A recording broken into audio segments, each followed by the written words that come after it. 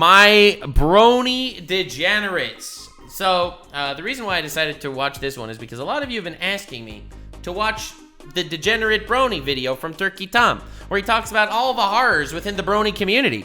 And a lot of people have been telling me that I will have to claw my own eyes out by the time I'm through it. Ladies and gentlemen, the Turkey Tom video that you have been asking me for, you say that I won't be able to watch this whole video through because it's gonna be too gruesome for me? I invented gruesome. I invented cringe. My Little Pony is an instantly recognizable Hasbro franchise that's loved by millions. True. Which now brings in hundreds of millions of dollars, dates all the way back to the 80s That's when crazy. its first Pony toys launched. But it had a That was back before Rule 34 existed. significantly different customer base back then than it does now in the internet age. Does it though? Most loyal MLP fans are no longer little girls who like horses. No! They're adult men who love horses. Adult men who like horses. All right, we made the same. All right, okay. In a very different way. It's all because, in 2010, Hasbro launched the 4th generation of this beloved franchise, called My Little Pony Friendship is Magic. Yeah, this is where the characters were at their most fuckable. I mean, that sounded so wrong. My little pony, my little pony. Oh, copyrighted. Friendship is magic. It, of course, featured plenty of merchandise aimed at young girls, but also a television show created by Lauren Faust, the wife of Craig McCracken, the creator of Powerpuff Girls and Foster's Home for Imaginary that's Friends. crazy. Lauren had contributed to her husband's shows in the past, but this was her first show of her own. She was skeptical at first when Hasbro reached out to her because the show could end up being nothing more than a shallow advertisement for their products. But she took the opportunity to try making a genuinely entertaining series for children. The show would end up being an undeniable success, but probably not in the way Hasbro expected it to be. No. It became a pop culture phenomenon, not just among children, but grown men on 4chan of all places. Well, I'm wearing purple Twilight Sparkle Horn, the plushes I got at Walmart. No. Who knows how they stumbled upon it? The best case scenario is that they were forced to watch the show while babysitting a younger cousin or something. But however they came across it, what matters is they ended up really liking it. The phenomenon started on the comics and cartoons board, and it was mostly ironic. At first, anyways. My Little Pony threads would eventually make their way onto other boards, with anons posting pictures of characters like they would with anime girls. People who weren't into the show got fed up, and pony posters started being banned in February 2011. Moot, the creator of 4chan and other 4chan mods, would start promoting Brony-owned 4chan websites and banning pony posters. These bronies, a term which was coined just 2 weeks after the show first aired, fled across the internet, creating their own websites and invading others with their content. A year after all of these mass bannings, Moot would apologize and create /MLP, a board to contain all pony content. Bro. Some users thought it was a honeypot to catch and ban more bronies, but that was not the case. With this board came the creation of Global Rule 15, which states that no pony posting is allowed outside of /MLP. 4chan, a site known for like all sorts of degeneracy. All types of racism and sexism and everything exists on 4chan. But pony posting? Too far, bro. That stays on the freaking pony boards, bro. Although it was already too late for such a measure, since pony content was now going viral across the internet. The fandom grew large enough to host conventions that brought in significant numbers of attendees. By 2013, BronyCon boasted over 8,000 people. That level of popularity continued to the very end of the show, with its last season airing in 2019. And that same year, the 11th and final BronyCon drew over 10,000 attendees. Twilight became an alicorn, which is a mix between a Pegasus and a unicorn, and I really felt like the season was over, that we were done. And when they confirmed that we're going to have season 4, I lost it. I was ecstatic. I told my mom, and she's like, "What?" Like, "I like ponies."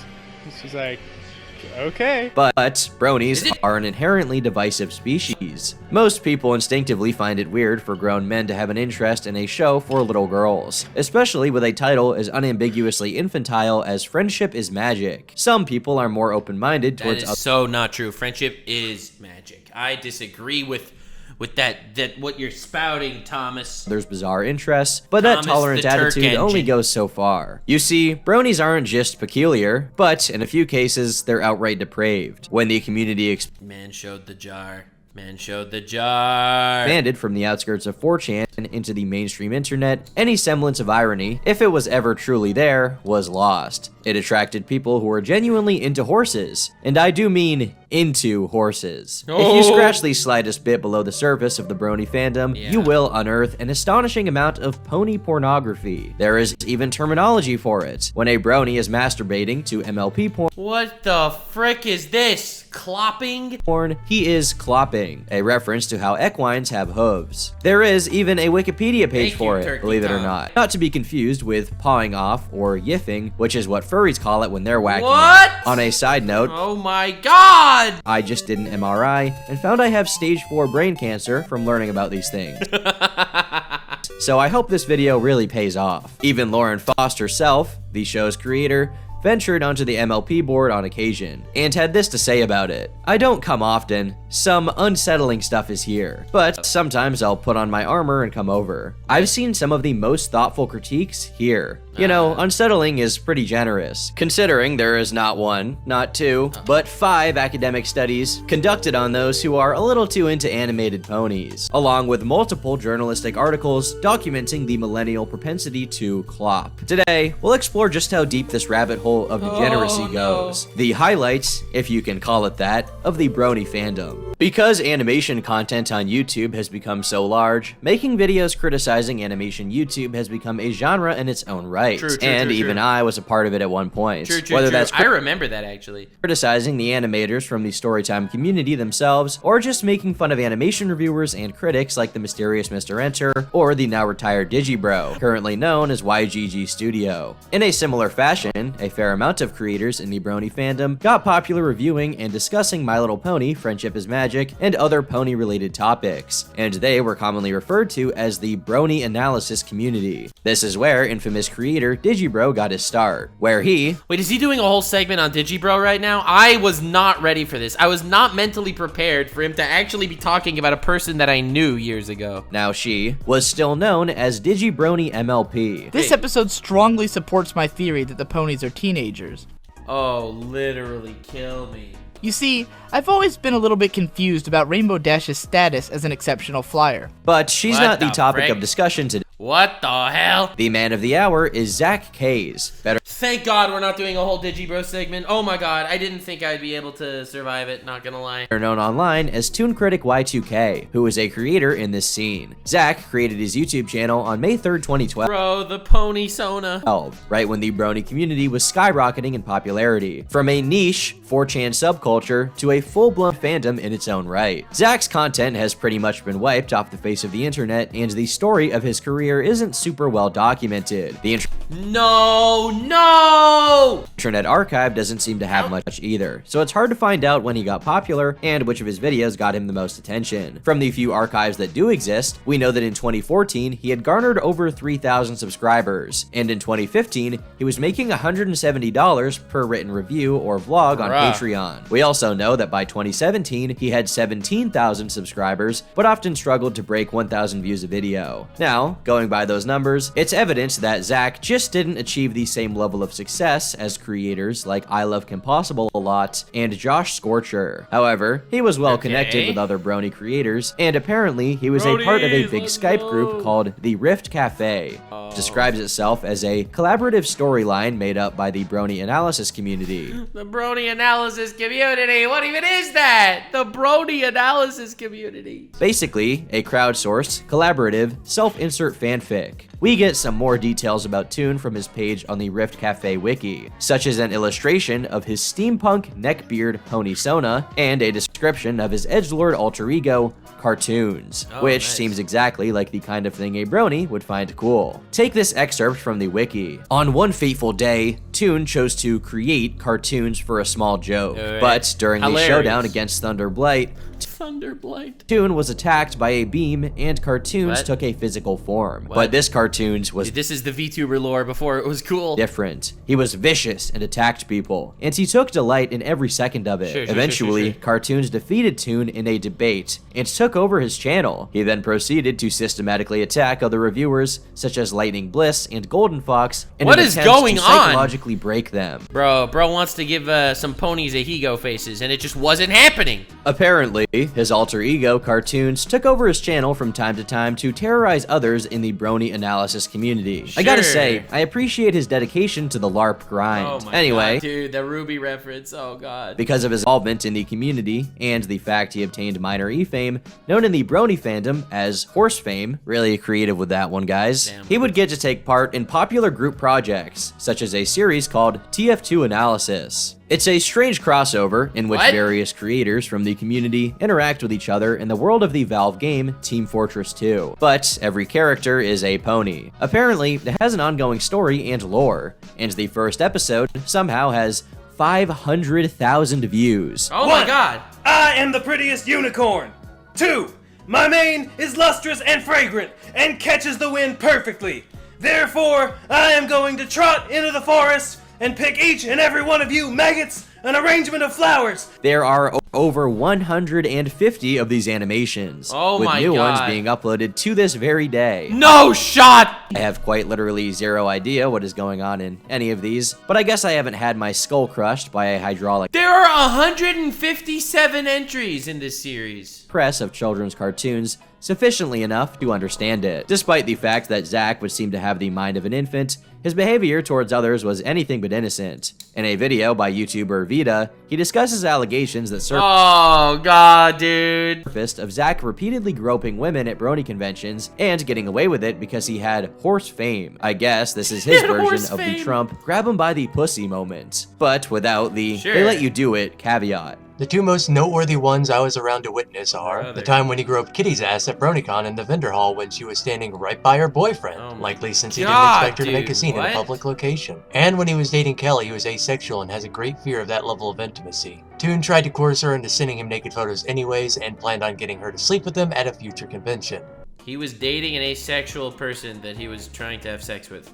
It's disturbing that being a mere micro-celebrity He thought I could fix her. Oh god, dude, stop it. in a scene as inane and irrelevant as the Brony fandom can still help you get away with murder off of what little clout you have. But I digress. After these two instances were brought up by Vita, another person testified in the comments to having been groped by him. Most people don't even Bruh. remember the groping allegations though, Bruh. because ultimately it was Dude. small compared to the heinous nature of other of Zack's misdeeds. In 2018, over 500 screenshots surfaced, which showed Zack sexting a girl, beginning when she was just 14 years old, while he was already a whopping 24 years old, a full decade older. At the start of their interactions, he began doing roleplays with her, and in one of these abhorrent sessions, which I'll spare you the details of, he said, "It's just so exciting knowing you're barely legal." After many such exchanges, he whipped out some textbook grooming language to try to escalate things beyond just role-playing as each other's character, and into a personal relationship with her. Well, here's the thing. I'm not asking to be in a relationship with you. When I said go further, I mean a step further than just role-playing and teasing, because you are too young to start a relationship. However, What? I want to explore those other kinds of feelings. What? More so on the romantic side. Do you get what I'm saying?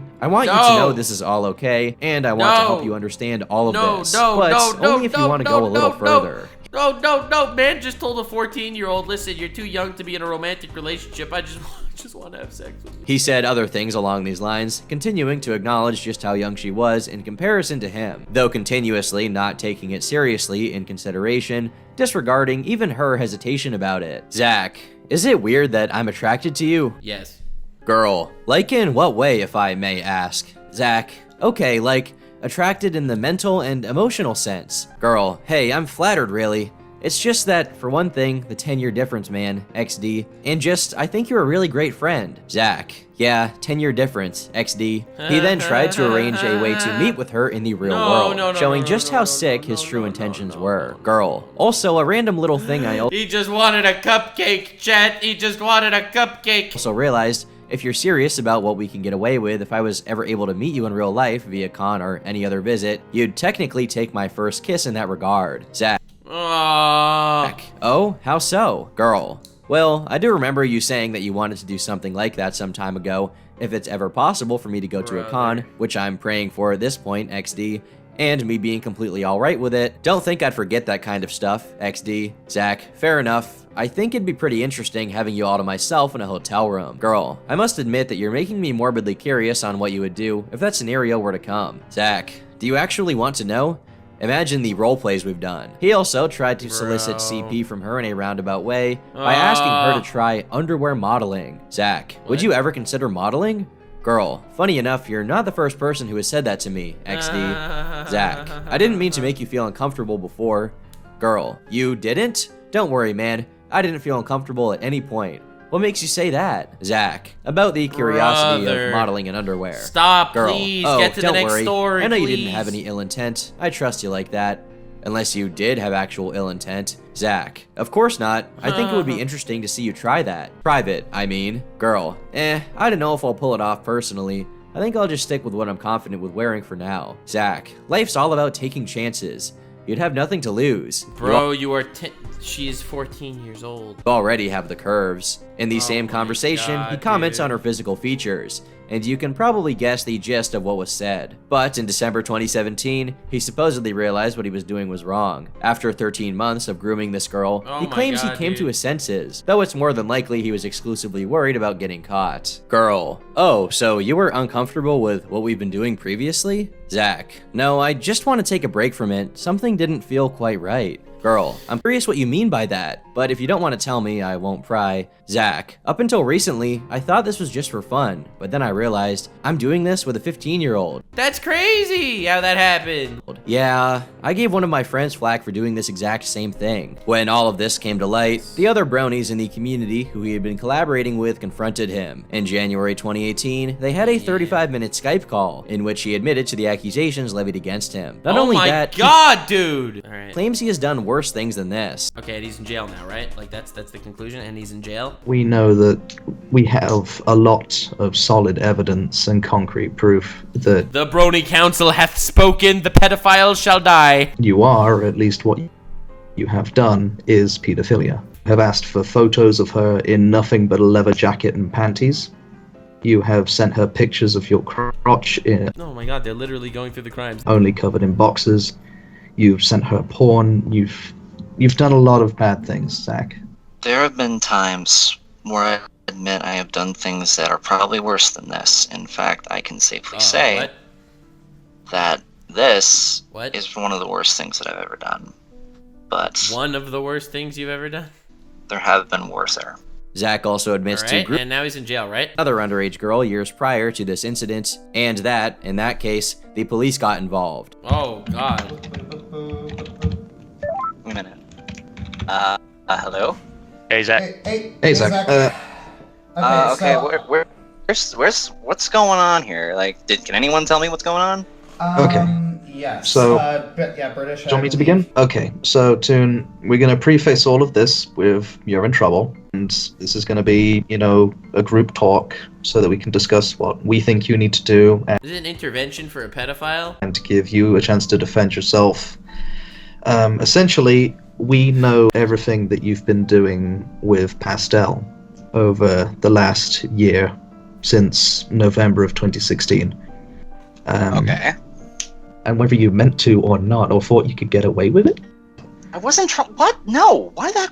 First off, What? you guys know me. Like, that's not the thought I type did. of person that I am.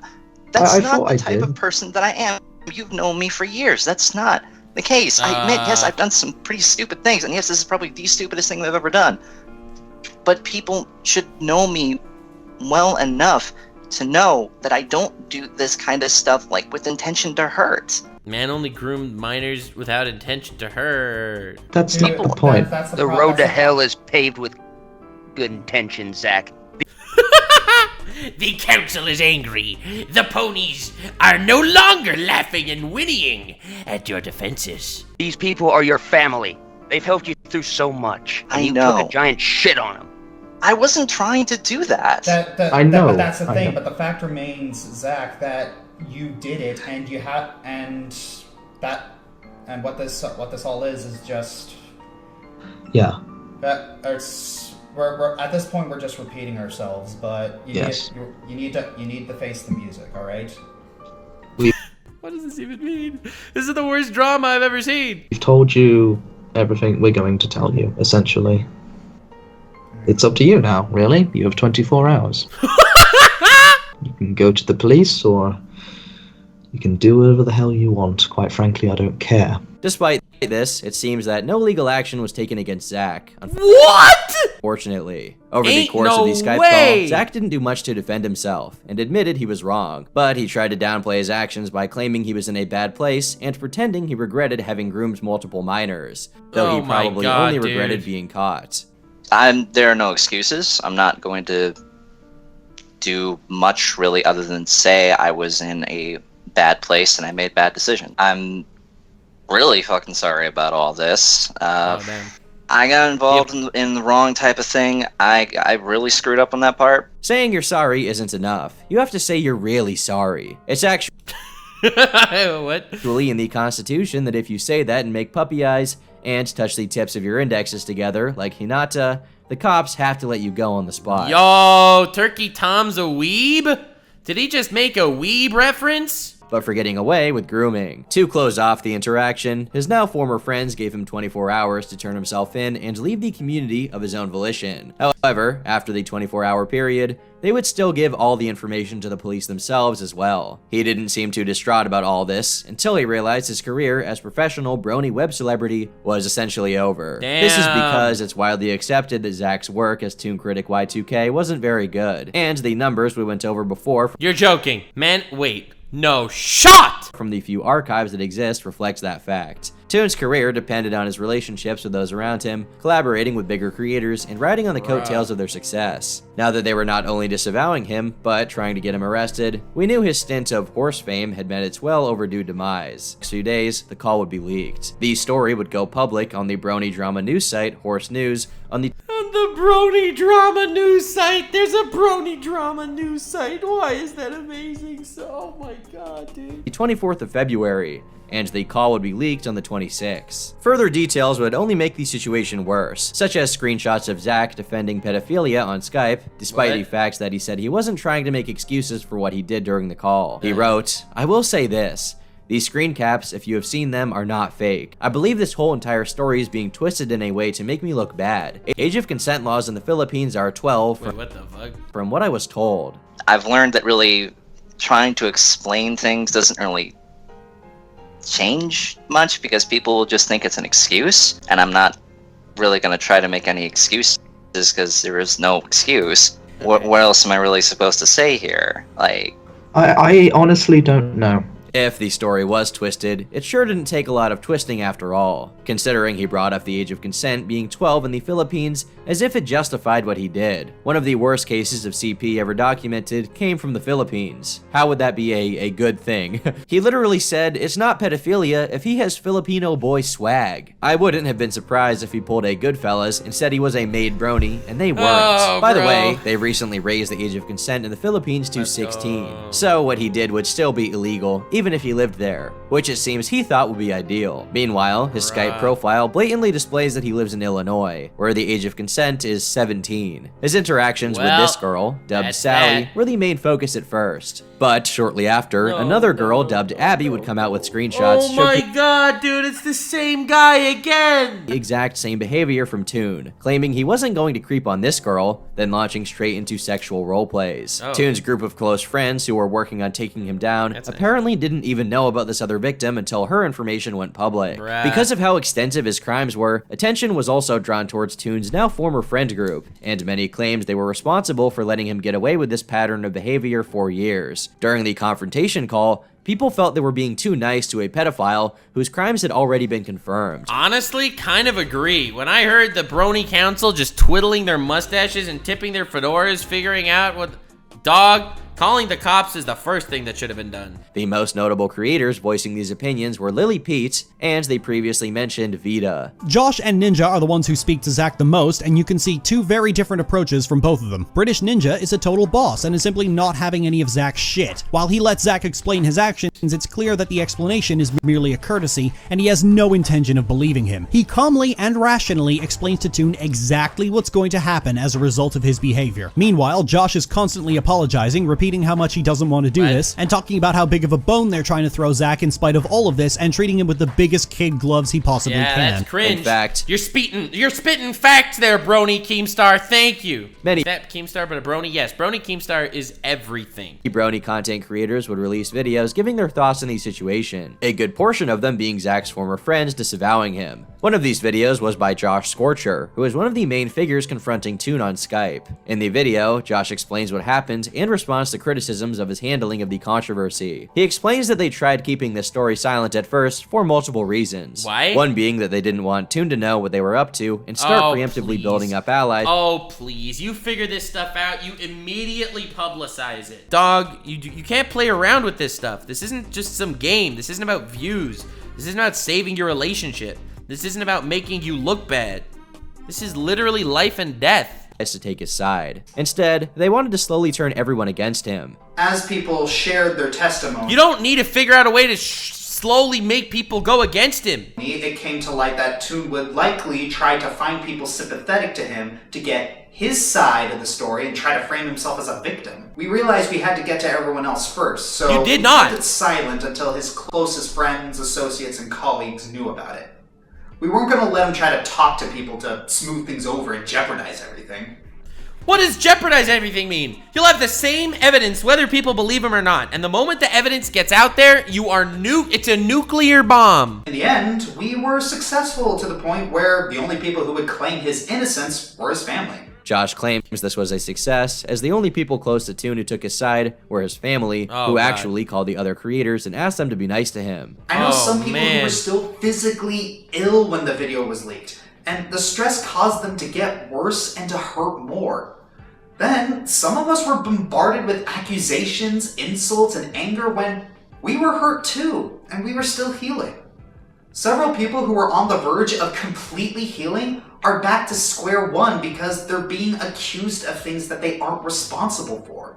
There were some other reasons too. Yeah, they didn't want the victim's name to be out there and forever attached to this scandal. They also wanted to get these stories straight beforehand to make sure misinformation and gossip didn't spread, to get police reports ready, and to not interfere with a criminal investigation. Despite this, there were still concerns as, regardless of what was planned regarding Zach's criminality, it does not seem that he's facing charges. A lot of people were angry at Josh and fellow creator Dr. Wolf, specifically for talking about forgiveness regarding Toon. But Josh said it was all just a misunderstanding. Believe it or not, I've seen nearly every video and read almost every comment disparaging me and my associates for how the situation was handled. Dr. Wolf recently put out a video concerning forgiveness, and understandably, quite a sizable number of people got angry with it.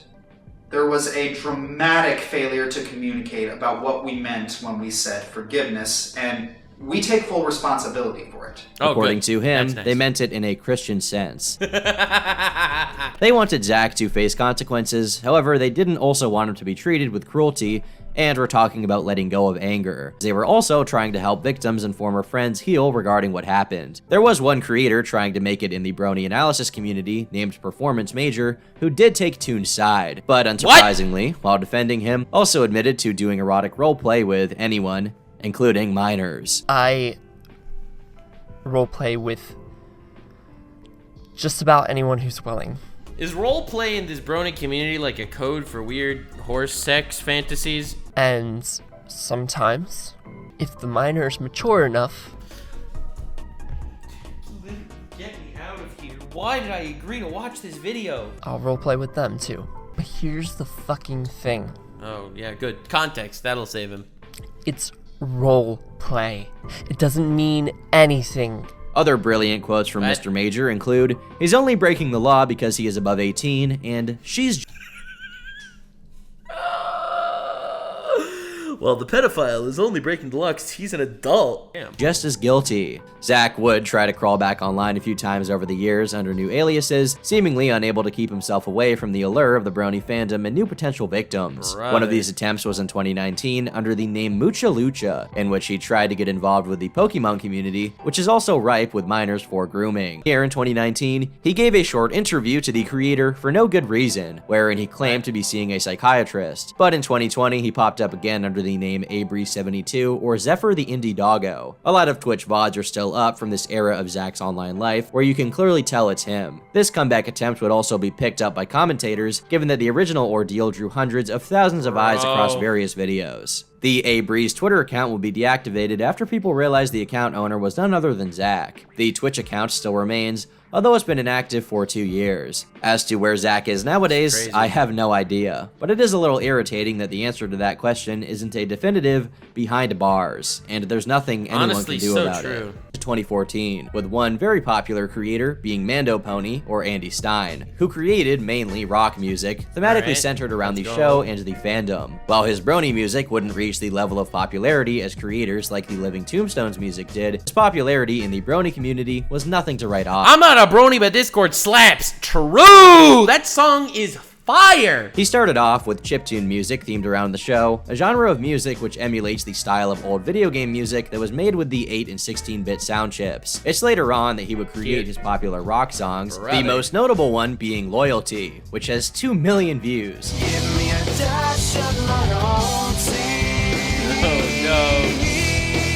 Let this be a lesson about being careful with passing your homies the aux cord because they might play My Little Pony rock. Unlike a lot of Brony creators who just got popular doing pony content and then faded into obscurity, Mando Pony's career would actually peak outside of the Brony space. When the video game franchise Five Nights at Freddy's took off, he would be sure goody, another game with a large child audience. Let's go to capitalize on it, and it paid off because his song Survive the Night has been played over 40 million times on YouTube. God, he would also find some decent success by crossing over into other fandoms, although he had clearly peaked and would probably never hit that level of success ever again, because that's just how being a creator goes sometimes. I think he would rest on his laurels and silently fade into obscurity, but he did not get the privilege of having a peaceful end and being remembered fondly. In July 2020, a Twitter account called Exposing Andy Stein was created. This account started making threads containing screenshots showcasing Andy sexting minors on Snapchat. No, why couldn't he be a cannibal?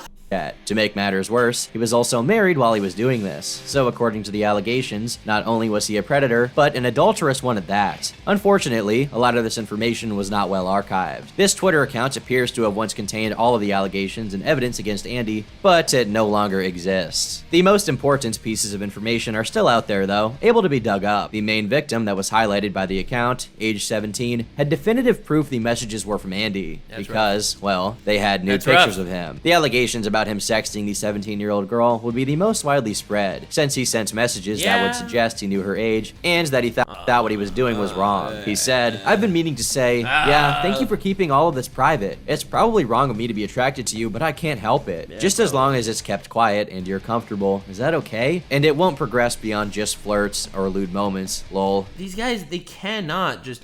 XD. What's with these people and saying XD after making the most incriminating and weird statements known to man? Things would only get worse for Andy from here though, because others started claiming to have had inappropriate conversations with him on Snapchat. One claiming to be as young as 14. On Twitter, she was the Snapchat that Andy Stein gave me, and the account he used to send nudes on. "I was 14, homeless, scared, and lost, and you took advantage of you being my idol, telling me not to tell anyone." Going through this person's Twitter, you can see they were a fan of Andy, and Andy actually liked one of their tweets. They also provide screenshots of DMs between them and Andy, although there appears to be no proof of any sexual conversation, as they claim it was all deleted. A TikTok was made where user Emily Really Likes Cows shows old conversations she had with him when she was 13, claiming he was the one reaching out to her a lot. But in her case, nothing sexual seemed to have happened either. There's also a screenshot on Snapchat. That's good, I guess, at least.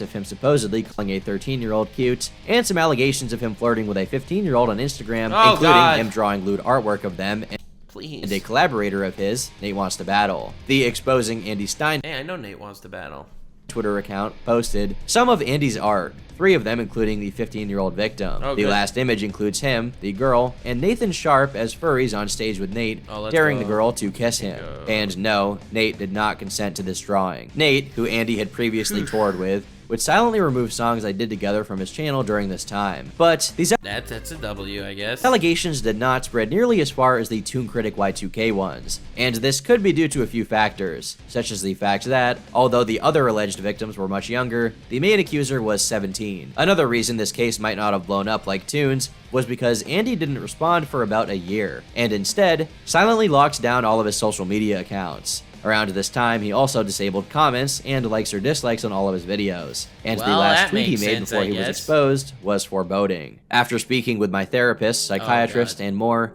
I am stepping away from social media and any spotlight. I am not well. I am seeking help. My family and friends are supporting me. Until I am healthy, I wish you all peace and joy. Thank you. Andy would remain quiet until March 9th, 2021, when he would go on Twitter to post a statement from himself and his legal team. In this statement, he claims he was investigated by the Internet Crimes Against Children Task Force in coordination with the LAPD. Their months-long investigation apparently turned up nothing, and they found no evidence of any crime. Thus, he said the allegations were false, but that he would still be stepping away regardless. He stated, "I do now understand, however, that some of my fan interaction may have been insensitive or too personal, and that some of my comments made others feel in ways I never intended. I am ashamed and extremely regretful to have put my family and those I love in the position to question my integrity. I do not deny I failed my wife, my family, my friends, and my supporters, but I am not a criminal." It's unclear what exactly happened here, since Andy was definitely sexting someone, but without the details of the investigation, we may never truly know. A few months later, in October of that year,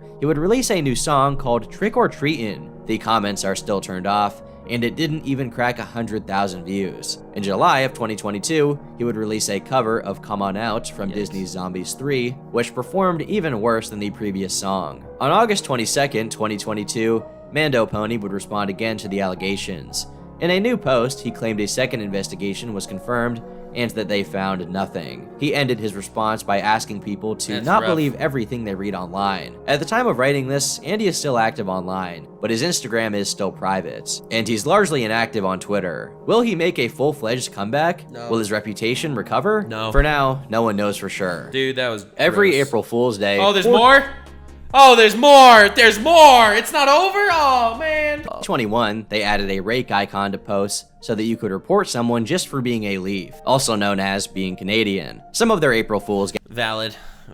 gags have been site redesigns, like in 2016 when they overhauled the UI to look like Google+.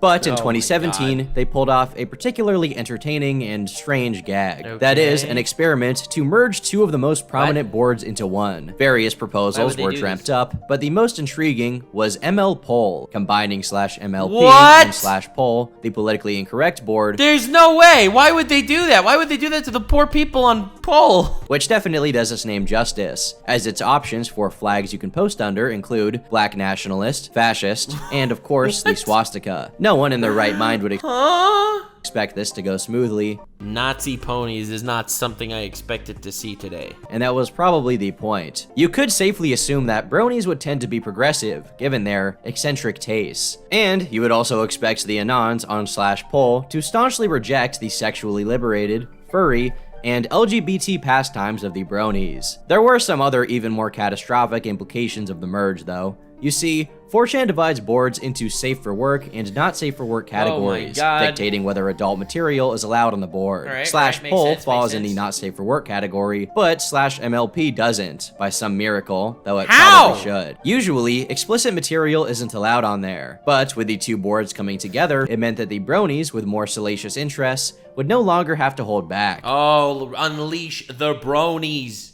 And as such, the floodgates were opened. This was 2017, the year that Trump entered the presidency, and the same year of He Will Not Divide Us. Poll was getting an amount of online traction it had never seen, and hasn't since. This meant that you had droves of conservatives going to Poll for their daily intake of political info, being met with Twilight Sparkle Rule 34 in every post of every page. Once the pony porn posting died down though, expected happened. These neckbeards, despite their vastly different locations, started finding common ground. OP, who would Hitler's favorite brony be? What? Probably Pinky, because he Oh, was yeah, fond of confections definitely and would have Pinky. admired her positive attitude. Maybe these pony weirdos aren't as bad as Democrats at least. Oh my I want this to continue forever. Someone even posted a comic of Oh Twilight my Sparkle God, forgiving Hitler. It reads, Sure, he made the wrong choice, but he made it for the right reasons. What?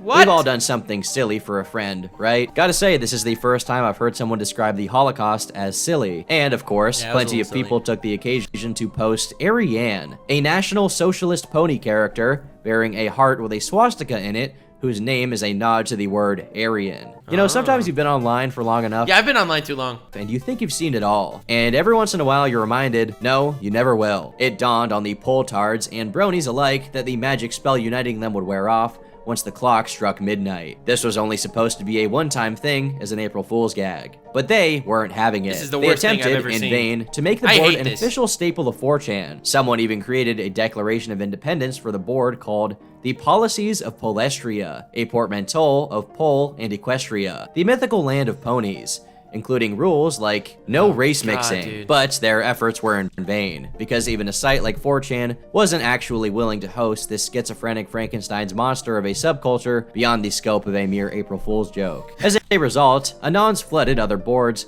to complain about what had been taken from them. I'm so upset right now, they took away the one board that actually drove away the Redditors and shills. It was going to be a glorious place where we could actually talk about politics It was a without utopia. autistically screeching and shitposting. I saw multiple threads where people were actually giving their honest opinions on the state of the world. You know, talking about real politics. Having actual quality debates. What is going No on? baits, no trolling.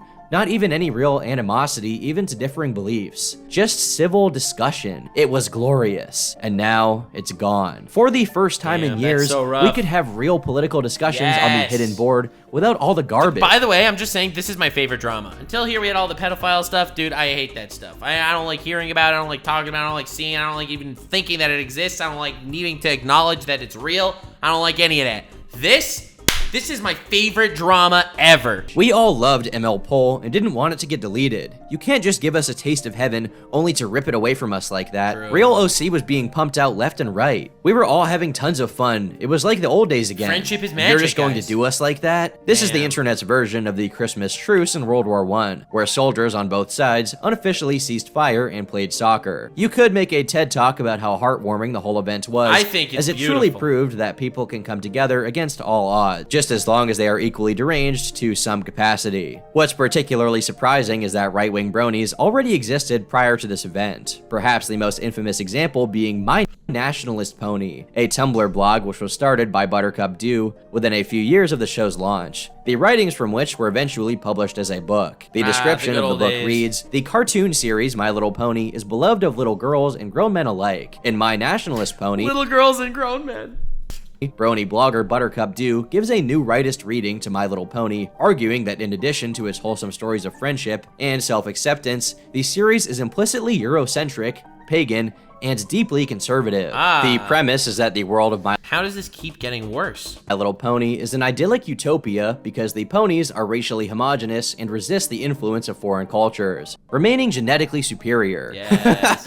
I don't really. What am I supposed to say about this? Okay, what am I supposed to say without purchasing the It's book? over, bro. I'm unable to access It's his over. fascinating hypotheses. That's rough, However, buddy. he was interviewed by countercurrents.com and expounded upon his theories about the show. Nearly every single element of the show is an analogy for a piece of the traditional or classical West, and the universe of the show functions according to a sort of friendship-based European What is even ethnocentrism. going If you watch a on? random episode of the show, you are guaranteed to find at least one level of implicit whiteness in What? traditional Occidental civilization. The show's characters and the conflicts they go through reflects the ideal of personal destiny as manifesting unique and indispensable racial biology I in hate the this. context of a wider, traditional, ethnocentric European society with its own racial folk religion, celebrations, political conflicts, and phobias. He's using too many syllables for me to be able to understand, considering I'm barely literate, so I won't read any more of his PhD dissertation on why Adolf would have been a brony. To top it off, in this interview he calls himself a flaming homo, and he says he goes to gay bars. I wonder if he told the men he was flirting with about his MLP headcanon,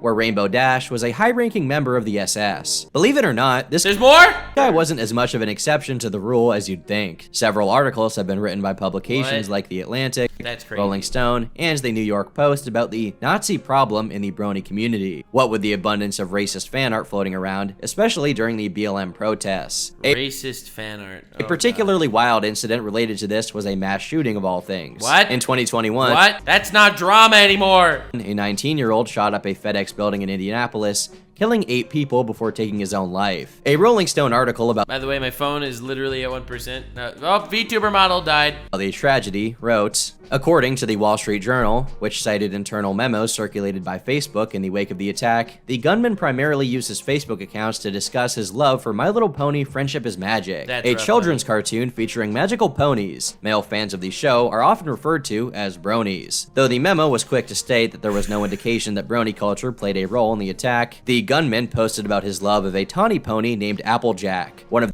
the main characters of the franchise, less than an hour before the rampage. I hope that I can be with Applejack in the afterlife. My life has no meaning without her, he wrote. If there's no afterlife and she isn't real, then my life never mattered anyway. Gunman also reportedly had a history of posting far-right content, such as a meme suggesting Jesus had been reincarnated as Hitler, the memo stated. Holy crap, what even is that? That's not a meme.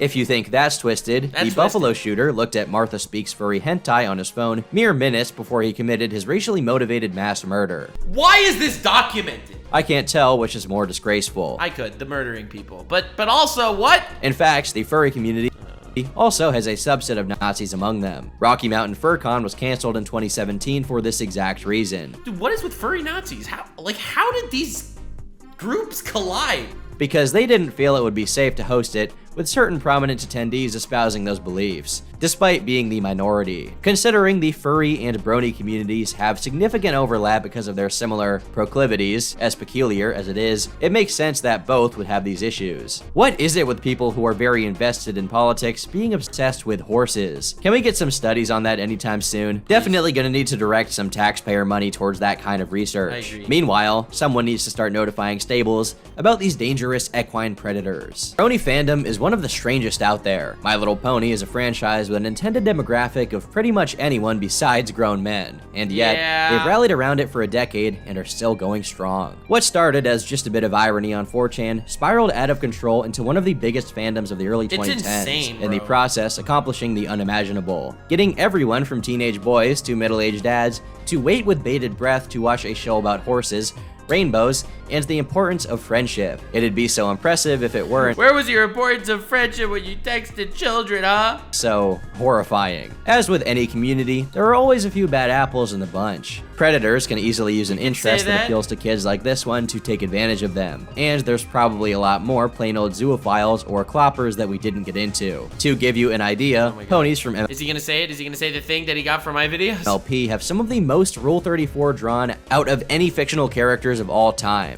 What an unfortunate metric to be at the top 1% of. This gives you a little bit of an idea of how actually bad the over-sexualization problem is in the brony community. Hopefully, this is one of those trends that dies off once new source material is no longer That's being crazy, produced, bro. since the I don't show know. has long since finished airing. Though the MLP fandom is so obsessive, it's not beyond them to come up with their own entries to the universe. Or who knows, maybe Hasbro thinks the 2020s aren't abominable enough as is, and they decide to launch a new generation of My Little Pony products to appeal to disillusioned young men. I've been Turkey Tom. Thanks for watching, and until next time, leave me alone. Dude, that was a good video, but I hated it. So I guess that means you did a good job. Anyway, thank you, Tom, for being so cool and researching this stuff that no one in their right mind should ever want to research.